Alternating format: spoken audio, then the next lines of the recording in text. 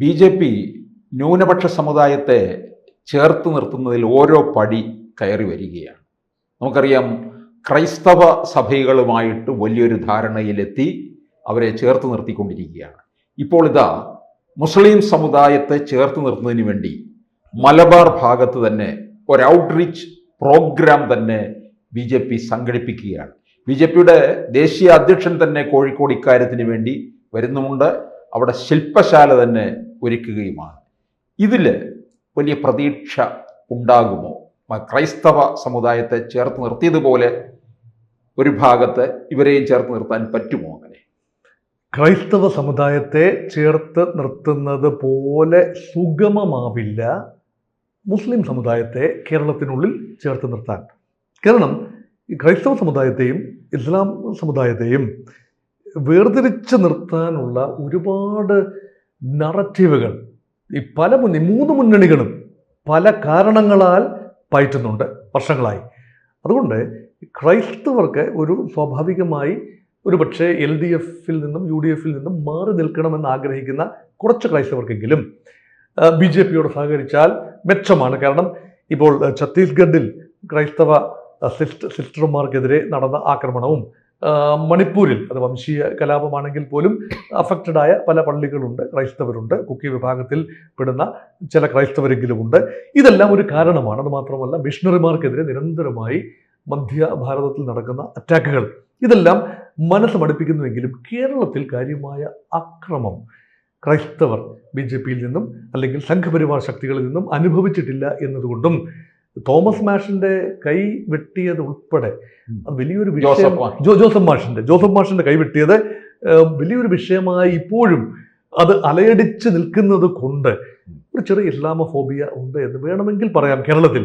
അത് മുതലെടുക്കാൻ LDF UDF എല്ലാം കാര്യമായി ശ്രമിക്കുന്നു. BJP അത് നന്നായി ശ്രമിച്ചു. അതുകൊണ്ടാണ് ക്രൈസ്തവ ന്യൂനപക്ഷങ്ങളിലേക്ക് ഒരു പാലം എന്ന നിലയിൽ ഒരു ക്രൈസ്തവനെ കേന്ദ്രമന്ത്രിയാക്കുന്നു, ജോർജ് കുര്യനെ കേന്ദ്രമന്ത്രിയാക്കുന്നു. അതുപോലെ ഇപ്പോൾ PC ജോർജിന്റെ മകൻ ഷോൺ ജോർജ് സംസ്ഥാന വൈസ് പ്രസിഡന്റായി വരുന്നു. അനൂപ് ആന്റണിയെ വരുന്നു. അനിൽ ആന്റണി പിന്നെ വലിയ ഒരു നേതൃസ്ഥാനത്തേക്ക് വരുന്നു. പാർലമെന്റ് തെരഞ്ഞെടുപ്പിൽ മത്സരിക്കുന്നു എന്ന് വേണ്ട ക്രൈസ്തവ മുഖങ്ങൾ. അത് മാത്രമല്ല, ക്രൈസ്തവ സംഘടനാ ജില്ലകൾ കേന്ദ്രീകരിച്ച് 5 ക്രൈസ്തവ നേതാക്കളെ വീതം അണിനിരത്തിക്കൊണ്ട് 150 പേരുടെ ഒരു മീറ്റിംഗ് കോട്ടയത്ത് വെച്ച് നടത്തി.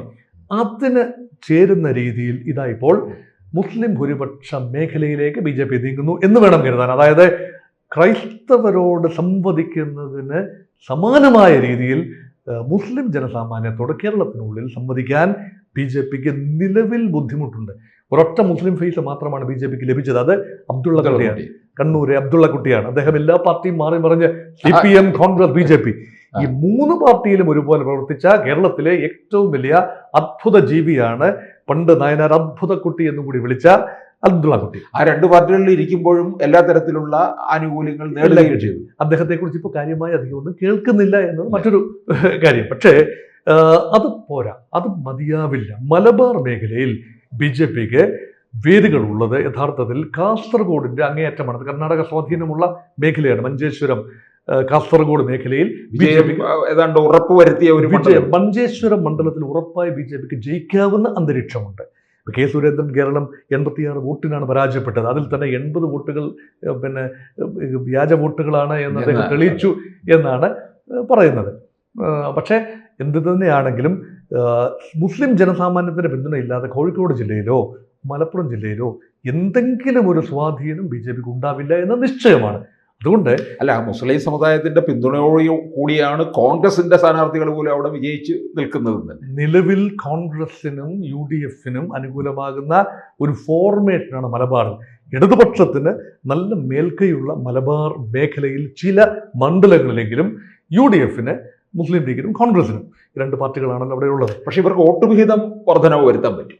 വോട്ട് വിഹിതത്തിൽ BJPക്ക് വോട്ട് വിഹിതത്തിൽ വർധന വരുത്തിയാലും ഒരു ത്രഷോൾഡ് പവറായി നിന്നെങ്കിൽ മാത്രമേ വോട്ട് വിഹിതത്തിലെ വർധന സീറ്റുകളായി മാറൂ.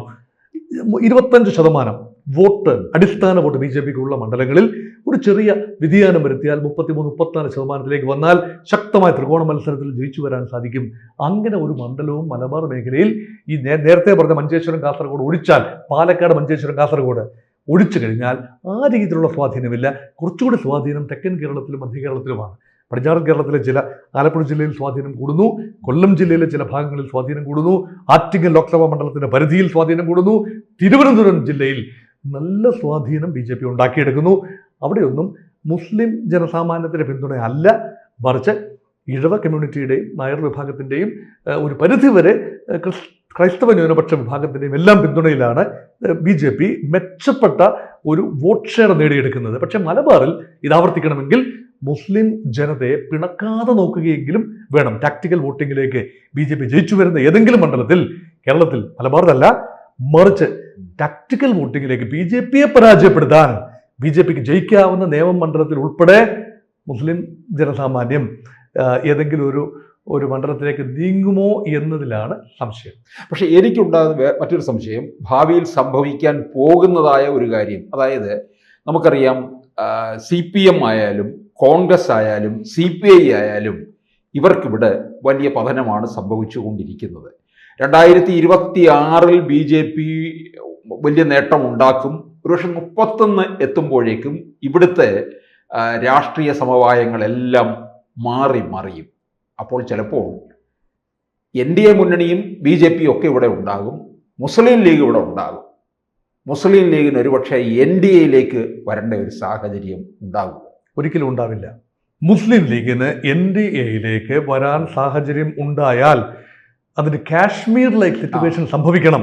നാഷണൽ കോൺഫറൻസിന്, അതായത് ഉമർ അബ്ദുള്ളയ്ക്കും ഫറൂഖ് അബ്ദുള്ളയ്ക്കും കേന്ദ്രമന്ത്രി പദത്തിലേക്ക് ഉൾപ്പെടെ NDA മുന്നണിയിൽ, വാജ്പേയി ഭരിക്കുമ്പോൾ NDA മുന്നണിയിലേക്ക് വന്നതിന് സമാനമായ ഒരു പൊളിറ്റിക്കൽ ഫോർമേഷൻ കേരളത്തിൽ ഉണ്ടായെങ്കിൽ മാത്രമേ യഥാർത്ഥത്തിൽ അത് സാധ്യമാവൂ. ഇവിടെ UDF LDF സംവിധാനങ്ങൾ അരങ്ങ് തകർക്കുന്ന ഇവിടെ BJP എക്കാലത്തും ഒരു മൂന്നാം കക്ഷിയാണ്. അത് സമീപഭാവിയിൽ ചില മണ്ഡലങ്ങളിലെങ്കിലും രണ്ടാം കക്ഷിയും ഒന്നാം കക്ഷിയുമാകാൻ സാധിക്കും. അതാണ് പരമാവധി. പക്ഷേ ഏതെങ്കിലും ഒരു കക്ഷി, ഏതെങ്കിലും ഒരു മുന്നണി LDF തകരുന്നുവെങ്കിൽ അത് സാധ്യത കുറവാണ്. UDF സംവിധാനം ഒരിക്കൽ കൂടി കോൺഗ്രസും UDFും പ്രതിപക്ഷത്തേക്ക് നിൽക്കുകയാണെങ്കിൽ, ആ സംവിധാനം തകരുകയാണെങ്കിൽ കോൺഗ്രസിനുള്ളിലെ ഹൈന്ദവ മുഖങ്ങൾ നല്ലൊരു പങ്ക് BJPയിലേക്കാവും പോകുന്നത്. കാരണം CPM വിരോധത്തിൽ, ഇടതുപക്ഷ വിരോധത്തിൽ അടിസ്ഥാനപ്പെടുത്തിയ പാർട്ടി കൂടിയാണ് കോൺഗ്രസ് എന്ന് ഓർക്കണം. അത് ഹിന്ദു മുഖങ്ങൾ, അതുപോലെ കോൺഗ്രസിൽ നിൽക്കുന്ന ക്രൈസ്തവ മുഖങ്ങളിൽ ഒരു ചെറിയ പങ്ക് BJPയിലേക്കും വലിയ പങ്ക് ഇടതുപക്ഷത്തേക്കും പോകാം. കോൺഗ്രസിലെ മുസ്ലിം ജനസാമാന്യം N ബ്ലോക്ക് ഇടതുപക്ഷത്തേക്ക് പോകേണ്ട അവസ്ഥ വന്നാൽ, അങ്ങനെ വന്നാൽ മാത്രമേ BJP വേഴ്സസ് ലെഫ്റ്റ് അല്ലെങ്കിൽ NDA വേഴ്സസ് LDF എന്ന ഘട്ടത്തിലേക്ക് വരൂ. അതൊക്കെ ഹൈപ്പോത്തറ്റിക്കൽ കാര്യങ്ങളാണ്. ഇതൊരു പ്രൊജക്ഷനാണ്, ഹൈപ്പോത്തറ്റിക്കൽ അല്ല. കാരണം എന്ന് പറഞ്ഞാൽ BJPയുടെ ലക്ഷ്യം എന്ന് പറയുന്നത് കോൺഗ്രസ് മുക്ത ഭാരതമാണ്. അത് കോൺഗ്രസ് മുക്ത കേരളവും ലക്ഷ്യങ്ങളിൽ ഒന്നാണ്.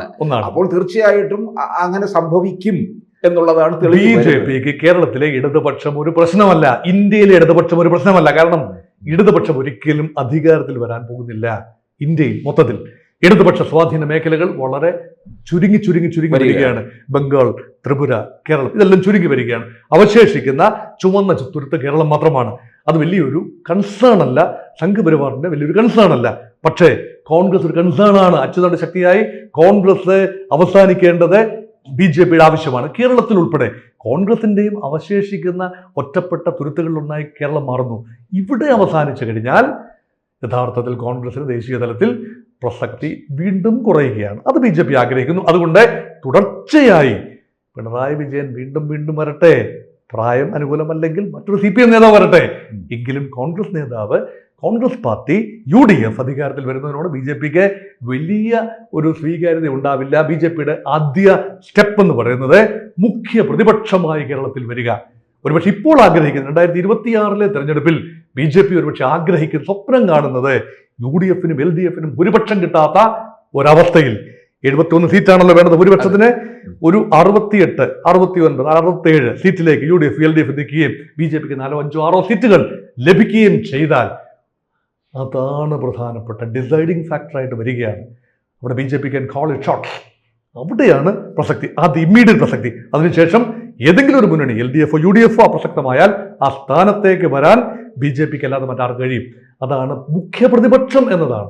അല്ല കേരളത്തിൽ ഉടനടി ഭരണത്തിൽ വരാം എന്ന ചിന്ത ഏറ്റവും ഒപ്റ്റിമിസ്റ്റിക്കായ BJPക്കാർക്ക് പോലും ഉണ്ടെന്ന് ഞാൻ കരുതുന്നില്ല.